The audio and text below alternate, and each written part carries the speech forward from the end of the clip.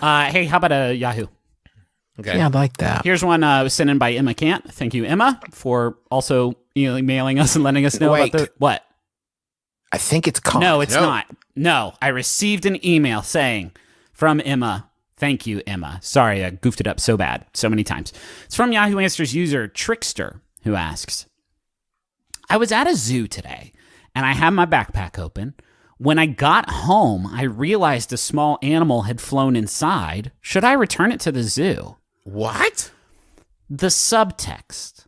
The text of this question is that they have stolen an animal, a small bird. Or flown might mean, they may say like flown, like when I say, ooh, that beautiful hog sack is flying through the sky after being thrown by, Brett, whatever. Can we just for a moment agree that whoever wrote this question, not specifying the animal is perhaps so wild. It's one of the weirdest parts about the, like, if it's like, it's a squirrel or a sparrow, like, no. Just let it go outside. But if you're like, it's a, I don't know, baby hippo or some shit, yeah. I think we've talked about this before. Correct me if I'm wrong. But when a bird, like a pigeon, flies into a zoo, a city zoo, and it's just like chilling, it's not part of zoo at that point, right? It's not. It has not become a temporary sort of floating exhibit for zoo. That has to be That's true. Yes. I mean, sometimes, though, I do see kind of more like... There's a lot of zoos that I feel like just let their peacocks just wander around because they think they're not going to hurt anybody, but they're so big. And when they spread their tails out, I feel like they're very scary and are capable of anything. There's got to be a couple peacocks that just wandered in off the street. Are those zoo now?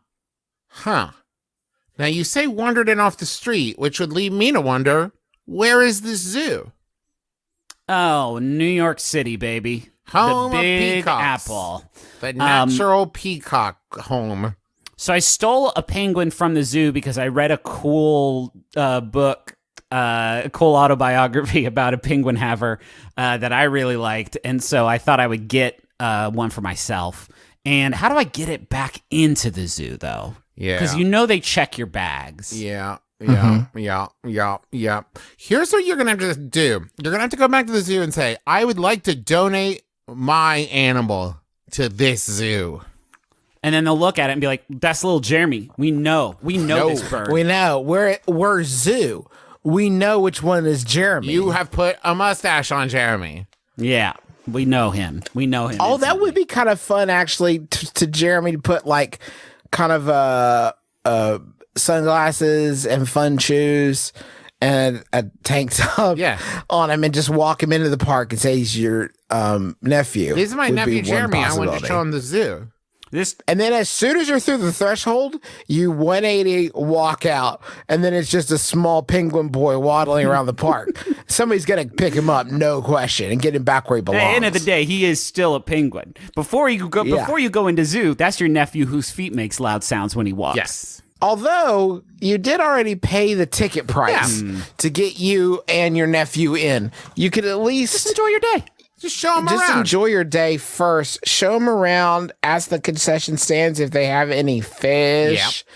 And go look at the tigers and be like, you'll never fuck with one of those. Jeremy, don't even trip on it. Well, that's a great point, because that's the thing. When you think about birds, when you're a pigeon, right, you might not be part of zoo, but you get to consume all of zoo.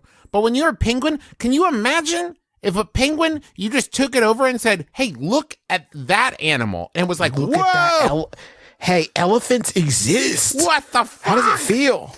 I think that if I'm at zoo and I ask one of the animals if it wants to come home with me and it says it indicates that it does. Okay. I don't think it's right that the zoo would be able to stop that. I think that's fair.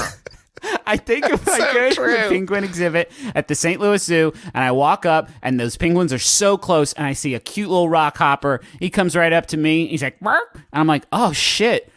Are you feeling this? And the rock hopper is like, "Bark, bark." I'll be like, hey, little bud, my house is not really set up for it, but I can get like a little freezer, or I could like figure something out for you and keep you in fish. But I'm feeling this, and I know it's not make believe. This is like the beginning of Before Sunset. Like, you seem pretty chill. Do you want to come home with me? I should be able to take him home, or else it's not zoo, is it? It's jail. That's fair. I think zoos should be more like a library than a zoo. Yeah, I'll return it. I will check this hyena out once I have tired of it and learned about it and grown with it, if I may. I will return it in the slot that you have provided outside Hyena hole. for hyenas. Yeah. I'll put it right in the hyena Now, hole. to be fair, you only use the hyena hole if it's after hours. Oh, and also, if it's a hyena, don't put little Jeremy in the hyena hole. No, Oh my God, no! He's got his own little penguin boy hole. That's where he goes. Put him in where the penguin boys go. Yikes! I'm just saying, if nothing else, I should be allowed to check animals out of the zoo for Instagram. Okay. Interesting. This is actually, you should be allowed to. It's actually kind of a denial of your rights as an American that you can't check an animal. Hey, if the zoo, if the zoo came to you and said, you have to check out an animal for a week, and this is again, Ernest, what animal would you check out for a week? You will be solely responsible for its care. I would take a fennec fox. You didn't even fucking hesitate to bring a carnivore into your home with an infant. It is smaller than Buttercup. Buttercup is Buttercup eats meat. You know what I mean? I'm not worried about her eating my baby. Well, I am, but only a little. So has the fennec fox been, let me think, bred genetically over millennia to not eat your baby? Oh, I'm sorry, Justin. I didn't know you were a fan of eugenics. Well, okay. No, absolutely not. No, incorrect. It's GMO. That's different. It's different. With foxes, it's more GMO. I'm reading here. It eats mainly insects, small mammals, and birds. And shits, well, you don't fucking know, do you? Okay, what's your answer then, smarto? What? Obviously a fish. You put it in water and fuck off for a week. Who cares? Yeah, but what's the benefit? You're saying that this is like a punishment that the zoo is enforcing on you. I barely want my cats. Like, and I'm supposed to watch a fox? No way. Griffin, what animal You guys would are thinking of the least worst animal. And I like the least that is impact. what I'm doing. I'm trying to enrich my life. You know I'm taking home a Dunstan. Oh, boy. Griffin, that's going to go so bad. No idea the hell You know I'm that will be taking me unleashed home in a your home. Dunstan because I've got a Faye Dunaway that I need to perplex and bamboozle. Griffin McElroy. I've got a fucking Jason Alexander that I need to pull one on. There is no amount of setup you could do in your home to be ready for a Dunstan. Prepare you for That's why the sequel is called Nothing Will Prepare You for Nothing can stop this madness. Nothing Will Prepare You for Dunstan is the sequel to Dunstan Checks In, which is for 90% of our audience a movie about I don't even want to say it. Can we have a word that's like both monkey and ape? I think it was, so you don't have to fuck with it every time. We'll just say orangutan. He is an orangutan. Yes. So we'll just say that's every monkey and ape. That's gorillas. That's monkeys. We're good. But like, if I had a Dunstan, I could do funny pranks to Jason Alexander and Paul Rubens. I could, and also he could help me with stuff. Like your homework? No, Trav, I'm being earnest. He could help me with the cooking. He could help me clean up. Okay. He could help me hurt Faye Dunaway. If I wanted to, I'm not saying I want to hurt Faye Dunaway, but if I did, I think that this is the monkey / ape / whatever for the job. Oh, you know what? I changed my answer. You know what animal I would take home from the zoo? Man. So you take a human person home. Yeah. I know my house is already set up for them. You know that this is not the zoo's policy. You're not gonna they're not Rumpelstiltskin. You're not gonna trick them with this bargain, okay? You have to take a real animal, not man, the most beautiful, perfect animal. You know what I'm gonna do? I'm gonna wait until one of you two picks an animal, and then I'm gonna pick an animal that can that is effective against it.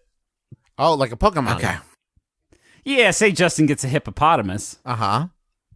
I'm going to... Now, the problem is, Justin, if you get a fish, most animals are pretty effective against fish. Yeah, you just have them. You just have the fish.